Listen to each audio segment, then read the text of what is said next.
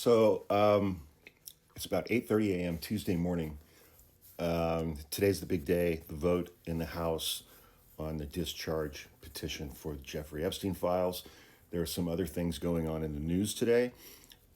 Currently, right now, Mohammed bin Salman, the Crown Prince of Saudi Arabia, is at the White House. He very famously, several years ago, had Adnan Khashoggi abducted and murdered at an embassy, I think, in Turkey, by MBS's henchmen. And his Mr. Khashoggi was a legal resident in the United States, and he was working for the Washington Post. He was married, had kids. His widow put out a statement this morning demanding the return of her husband's body, demanding the return of his personal effects like his cell phone and his laptop, demanding compensation for her and her family resulting from the murder of her husband by the Crown Prince of Saudi Arabia, and demanding that Saudi Arabia, the government, release all of their political prisoners. I was watching that unfold. Trump is greeting him and all of these things. And MSNBC put up a graphic on the screen. Trump Organization business ventures in the Gulf region. Their luxury golf course and villas in Qatar. I think that's a $1 or $2 billion development. Trump Hotel and Tower in Dubai in the UAE, and a Trump golf course, another $1 billion deal. And then in Saudi Arabia, Trump Hotel and Tower in Jeddah, Saudi Arabia, 2 luxury projects planned in Riyadh, and a deal for a Saudi venture in Diriyah, which is still in the negotiating stages. And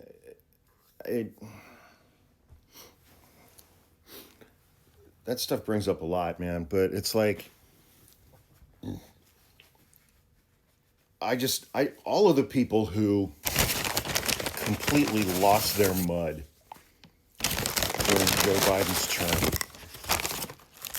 talking about Hunter Biden and Burisma, and Hunter Biden monetizing Joe Biden's name and position for personal profit. The complete and sustained for 4 years moral outrage from the right at the thought of Joe Biden or any of his family members monetizing the office of the president. And this is just the deals that he has going in the Middle East. Not to mention the billions of dollars that he's earned from fleecing people with his crypto ventures, with his adult fail sons, Don Jr. and Eric Jr. I mean, think about what at the end of the day, what was the allegation? Like, how much money were Republicans saying that Hunter Biden actually earned? Like $5 million, $10 million. Barron Trump is 19 years old, and this year, in 2025, Barron Trump has earned over $150 million from crypto ventures connected to his dad and his 2 half-smart brothers.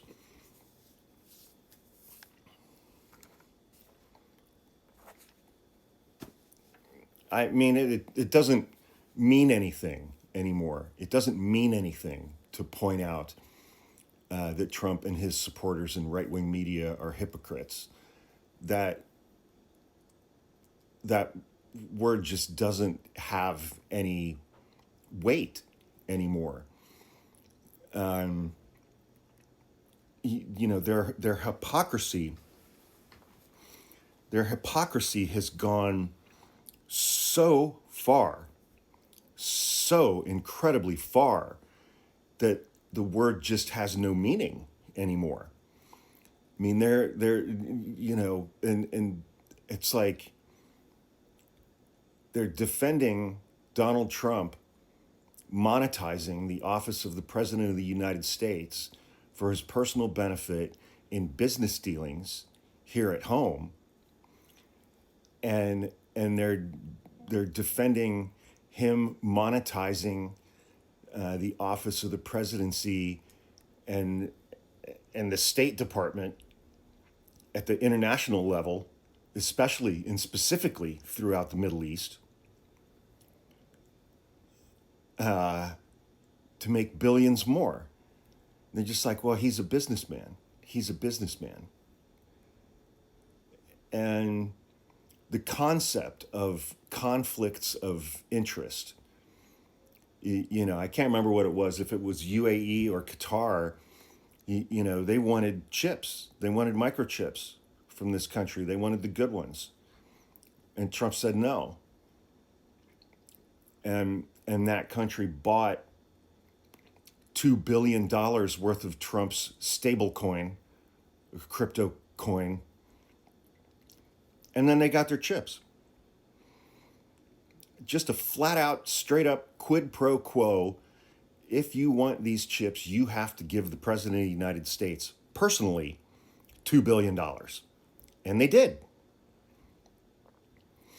And throughout Trump's first term, when Jared Kushner had an office in the White House, when he was expertly managing, supplies during COVID with his college buddies, throughout that entire 4-year period of time, Kushner very carefully and in a very calculated manner cultivated a relationship with Mohammed bin Salman, the crown prince of Saudi Arabia, and other leaders in that region. And such that when Trump left office, Saudi Arabia invested $2 billion in Jared Kushner's brand new hedge fund. He got another billion from other countries in the region.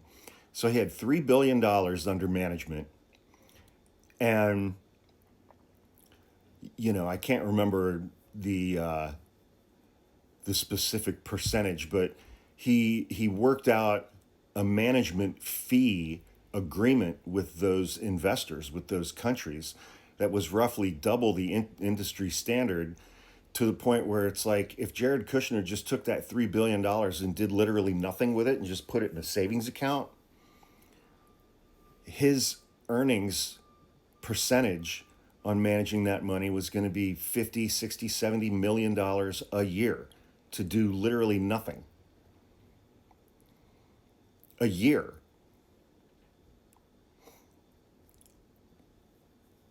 And they don't care.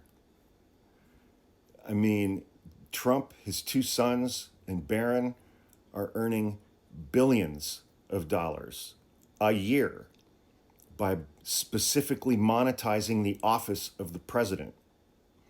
Quid pro quo. And they don't care. They don't care because it's their guy. They don't care. He's a businessman. And it's like, I know we're all watching MAGA fracture right now over the Epstein files and the discharge petition and all of that shit. And Donald Trump is legit unraveling. He is coming unwound because he knows what's in those files. He knows what's in there. And this vote, this vote is going to be the easy part, because then it's like, is the DOJ going to comply with it? And of course they're not. Of course they're not going to comply with this order. They're not complying with orders from courts. I mean, they're not going to comply with it.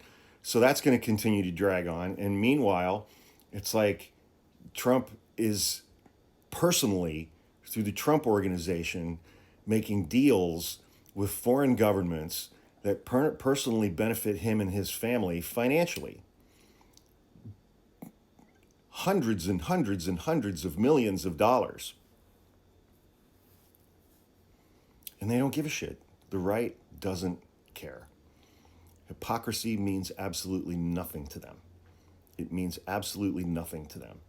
All of their moral indignation over Hunter Biden and Joe Biden and 10% for the big guy and Tony Bubalewski or whatever the hell his name is, it doesn't matter. Nothing matters anymore.